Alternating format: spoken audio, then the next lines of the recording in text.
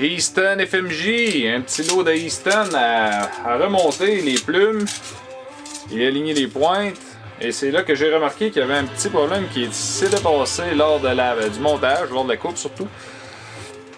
Le client est allé dans un commerçant X, s'est acheté un beau lot de 250$ de FMJ.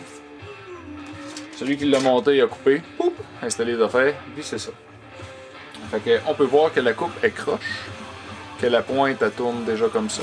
Et la valeur de ces flèches-là, on s'attend d'avoir un montage parfait.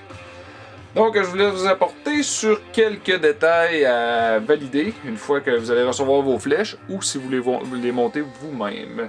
Avec la scie, c'est impossible de couper complètement droit en seulement une coupe, même si on fait une coupe comme ça ou qu'on roule le tube sur la scie.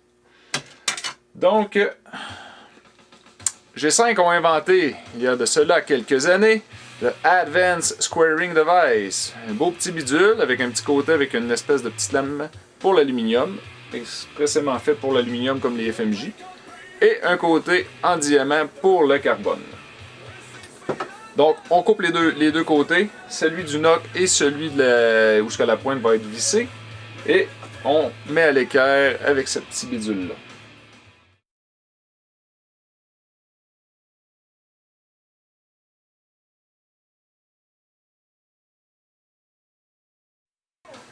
Autre point où ça me tentait de vous en parler un petit peu.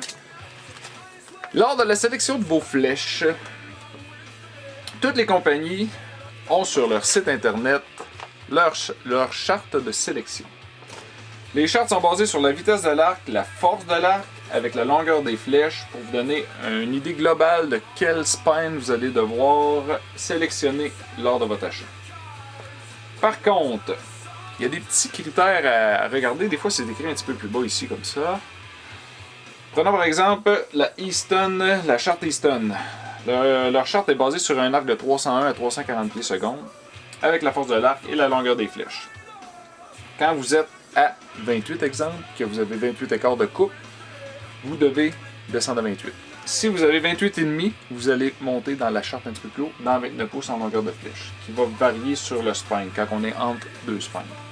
Par contre, le petit tableau ici vous indique que si vous avez un poids de pointe différent à la charte, c'est-à-dire, en exemple ici, c'est 75 grains de pointe, vous devez soustraire 3 livres sur votre force d'arc initiale lors de la sélection.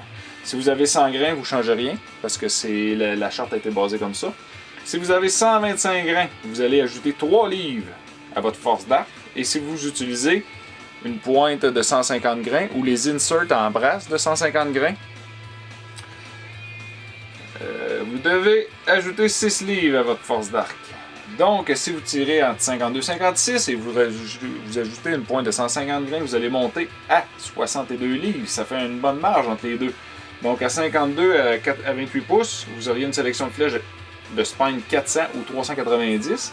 Ici, on fait les ajustements comme mentionné. Vous allez être à 62. On vient de monter à 340 ou 330 de spine.